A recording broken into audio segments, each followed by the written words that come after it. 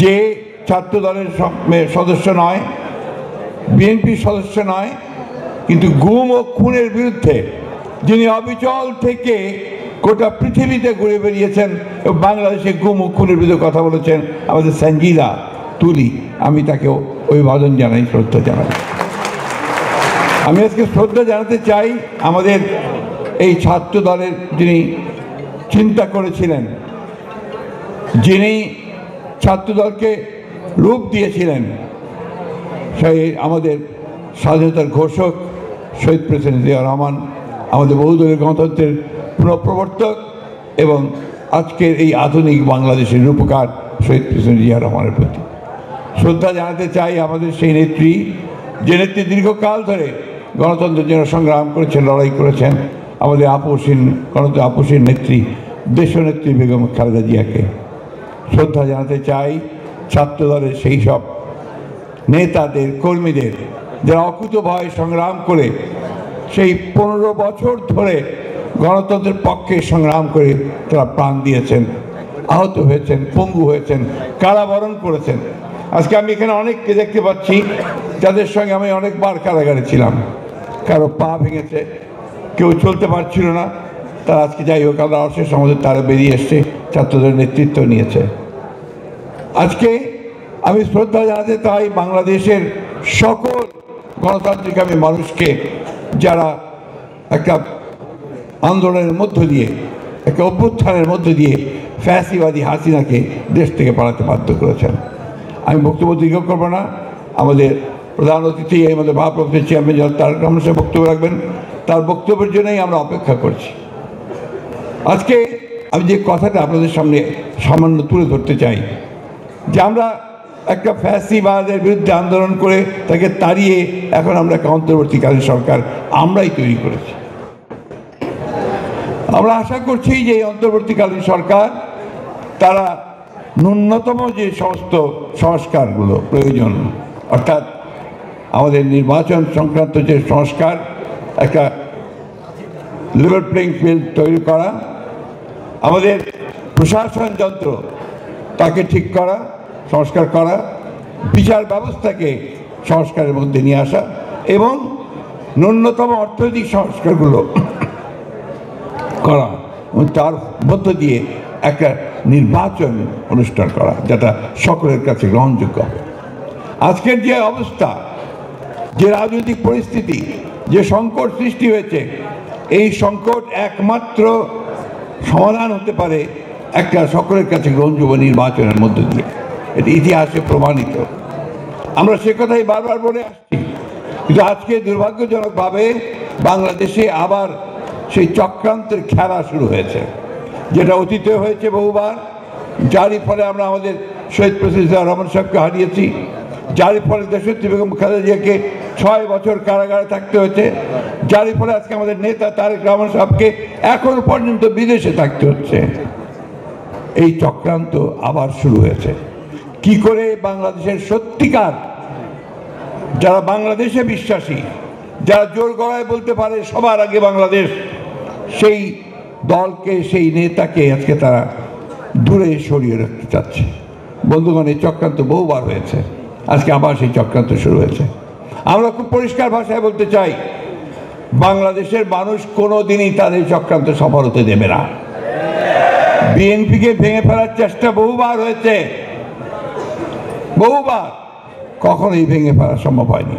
এই বিগত তথাকথিত নির্বাচনের সময়ও চেষ্টা হয়েছে, একটা ছাড়া 2টা লোককে তারা সরিয়ে নিয়ে যেতে পারেনি। কারণ বিএনপির যে রাজনীতি, এটা হচ্ছে এদেশের জনগণের, মানুষের রাজনীতি। সেই রাজনীতি কি? রাজনীতির স্বাধীনতা, সার্বভৌমত্ব আর গণতন্ত্র।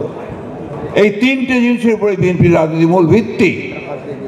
এবং সেখানে শহীদ প্রেসিডেন্ট জিয়া রহমান সাহেব তার যে জাতীয়তাবাদের যে দর্শন, সেই দর্শন আমাদের দিয়ে গেছেন, 19 দফা কর্মসূচি দিয়ে গেছেন। তারই ভিত্তিতে দেশনেত্রী বেগম খালেদা জিয়া 2016 সালে ভিশন 2030 দিয়েছিলেন। আর এই চলমান গণতান্ত্রিক আন্দোলনকে আরো বেগবান করার জন্য এবং বাস্তবতাকে সামনে রেখে আমাদের নেতা জনাব তারেক রহমান সাহেব 31 দফা কর্মসূচি দিয়েছেন 2022 সালে। তাই আজকে যারা এই কথা বলেন যে বিএনপি সংস্কার চায় না, তা আমি মনে করি যে তারা কোনো কিছুই লক্ষ্য করে না, ইতিহাস তারা ভুলে গেছে।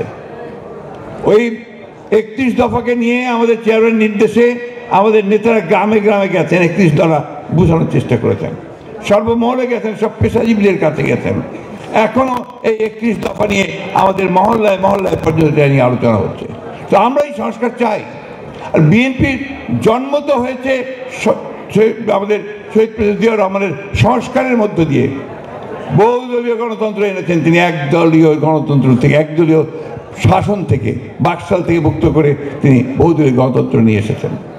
তিনি আমাদের মিডিয়াকে, আমাদের গণমাধ্যম, সেই গণমাধ্যমকে তিনি মুক্ত করেছেন। তিনি মানুষের স্বাধীনতাকে দিয়েছেন, মৌলিক অধিকারগুলোকে এগিয়ে দিয়েছেন, এবং একটা বদ্ধ অর্থনীতিকে তিনি একটা মুক্ত বাজার অর্থনীতিতে এনে দিয়েছিলেন। তারপরে আপনারা জানেন যে দেশনেত্রী বেগম খালেদা জিয়ার সময় সেই প্রেসিডেন্সিয়াল ফর্ম অফ গভর্নমেন্ট থেকে পার্লামেন্টারি ফর্ম অফ গভর্নমেন্টে নিয়ে আসা হয়েছে, এবং সবশেষে caretaker government system BNP introduce করেছে, করে নির্বাচন ব্যবস্থা যেন কখনই আপনার কলঙ্কিত না হয় সেই ব্যবস্থাগুলো করার চেষ্টা করেছে। সুতরাং সংস্কার হচ্ছে আমাদের বিএনপির সবসময় আছে, আমরা বিশ্বাস করি এটা একটা চলমান প্রক্রিয়া। মানুষের প্রয়োজনের সঙ্গে সঙ্গে, সমাজের প্রয়োজনের সঙ্গে সঙ্গে সংস্কার আনতে হবে। কিন্তু তাই বলে সংস্কারের নাম করে আমরা এমন কিছু হতে দিতে পারি না যেটা আমার গণতন্ত্রকে বিঘ্নিত করবে। তাই বক্তব্য দীর্ঘ করতে চাই না, আহ্বান জানাতে চাই, আর বিলম্ব না করে অনুগ্রহ করে আমরা এই অন্তর্বর্তীকালীন সরকারের কাছে আহ্বান জানাতে চাই, অতি দ্রুত একটা নির্বাচনের ব্যবস্থা করে বাংলাদেশের মানুষকে এই সংকট থেকে মুক্ত করতে হবে, বাংলাদেশের মানুষকে সামনের দিকে এগিয়ে নিয়ে যেতে হবে। একটা কথা আমাদের মনে রাখতে হবে, ছাত্রদল হচ্ছে আমাদের ভ্যানগার্ড, আমাদের সামনের যে যোদ্ধা তারা, তাদেরকে এখন নলেজ বেস পলিটিক্স করতে হবে, জ্ঞানভিত্তিক রাজনীতি করতে হবে। এবং আজকে এখন সবচেয়ে বেশি যেটা প্রয়োজন, সেই প্রয়োজন হচ্ছে আমাদেরকে কিন্তু একটা সাইবার ওয়ার করতে হবে। আমাদেরকে এই সোশ্যাল মিডিয়াতে আমাদের অবস্থান সবচেয়ে বেশি করে রাখতে হবে।